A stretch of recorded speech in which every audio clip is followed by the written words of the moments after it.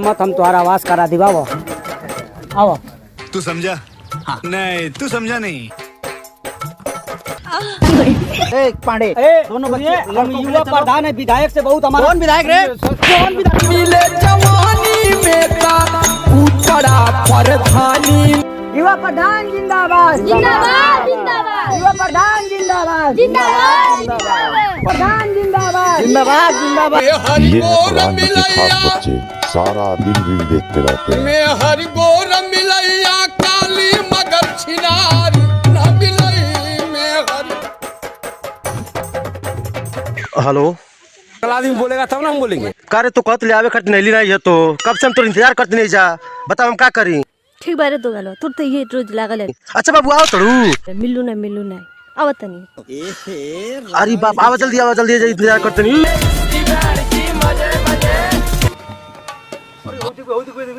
कौन लेगी घुसती है ररिया में? अरे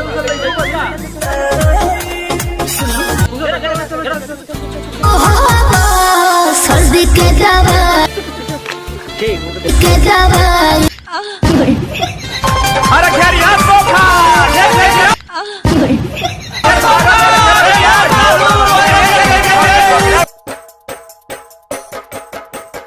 रहरियम कहाँ रे? रहरियम कहाँ?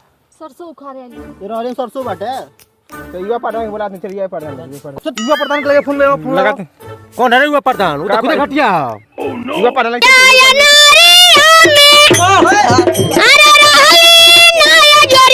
कैसे धरा गेलनी रहू जिधर का हो डहारिया भूला।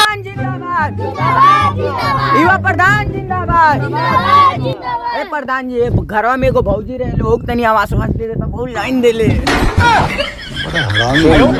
युवा प्रधान जिंदाबाद युवा प्रधान जिंदाबाद।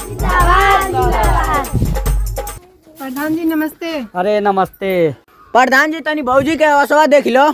आवाज तो के नहीं मिलल बा? नहीं। भतार कार्ड बा? आधार कार्ड? ए तो इन लोग जा लोग हम इनकर आवाज भरवा दी। प्रधान जी 1 लीटर बस तड़िया पिया दी, मजा आ जाई एकदम। पढ़िया नहीं पी लो। चलो हो तू, चलो हम तुम्हारा आवाज भरवा दी। आओ शाबाश बेटा। तू घबरा मत, हम तुम्हारा आवाज करा दी बाबा। आओ है जब बैठा तो तुम्हारा आवाज नहीं बा? पड़ रहा है। नहीं। अच्छा है मैं अंधा हूँ। तू हमारा पर ध्यान दे, हम तो आप पे ध्यान देते हैं। तुम्हारा हम आवाज करा दे।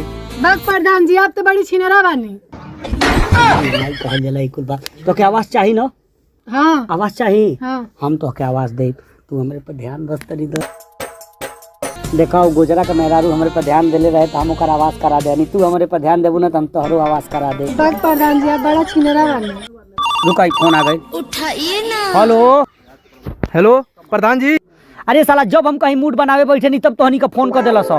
रहरियम सुगी सुगा पकड़ाइल बन दूजन। के पकड़ाइल बा? सुगी सुगा पकड़ाइल बन दूजन। सुग्गा सुग्गी तो नहीं बा जल्दी आओ जल्दी आइबो। चल चल पकड़ के बानस आवत तनी। बताओ ती रुको।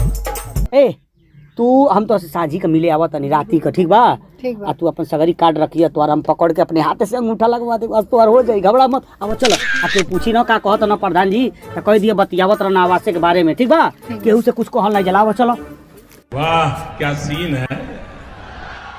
का हो डहारिया भूलाई कैसे धरा गेलनी रहू। युवा प्रधान जिंदाबाद युवा प्रधान जिंदाबाद। नमस्कार का भाई?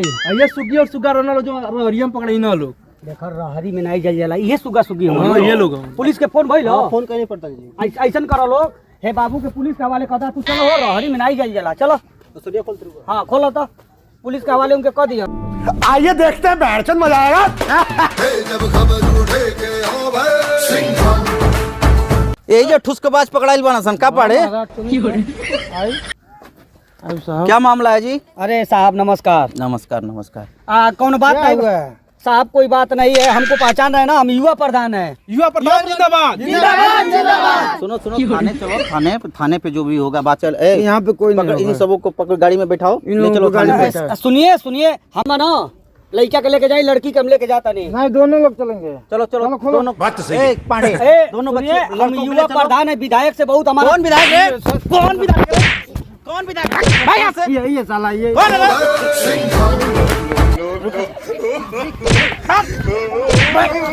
कौन विधायक रे कौन प्रधान रे ए पाड़े ले चलो ले बस हवा निकल गई। विधायक बन रहा है ले चलो ले चल पाड़े साला हम प्रधान हो गए का पैसा पिटा गई थी पुलिस के हाथे। प्रधान जी का हो गई आपकी तोरी का भाग गइला सरे साला का प्रधान जी हम युवा प्रधान हो के पिटा गई। चलो तो हमारे साथे विधायक के लगे शिकायत करब पुलिस वाला का। चलो प्रधान जिंदाबाद देखा आपने लापरवाही कर दी। जिंदाबाद।